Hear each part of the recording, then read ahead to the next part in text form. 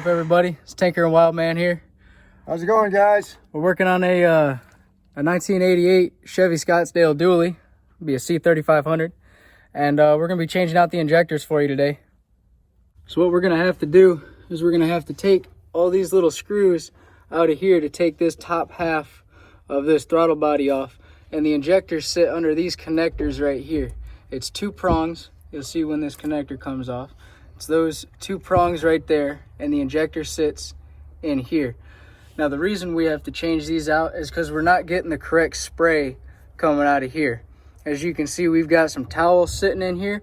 That way when we take these screws out, they don't fall down into the throttle body and into the engine, and then we have a real big problem on our hands.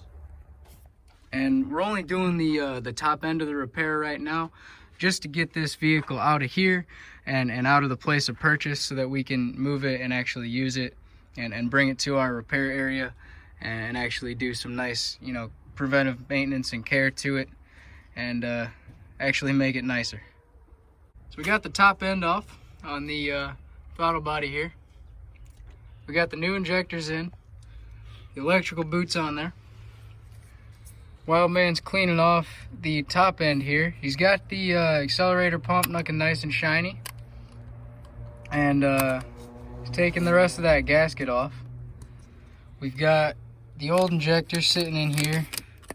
Oh, falling out of the case. All clogged up and nasty.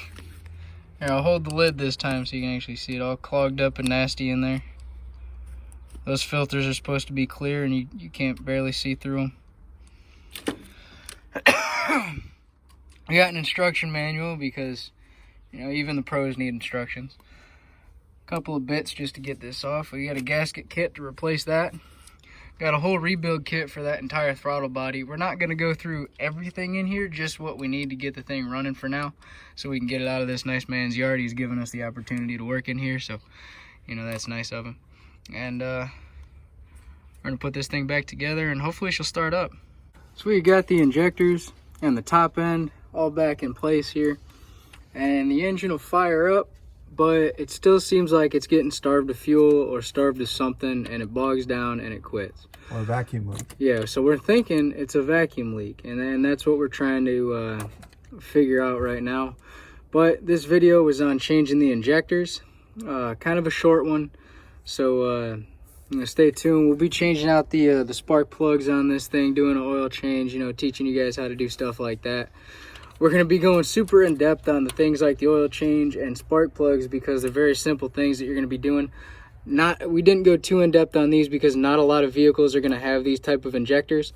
That Bronco over there, the injectors on that one, when we change those are more common among more modern vehicles.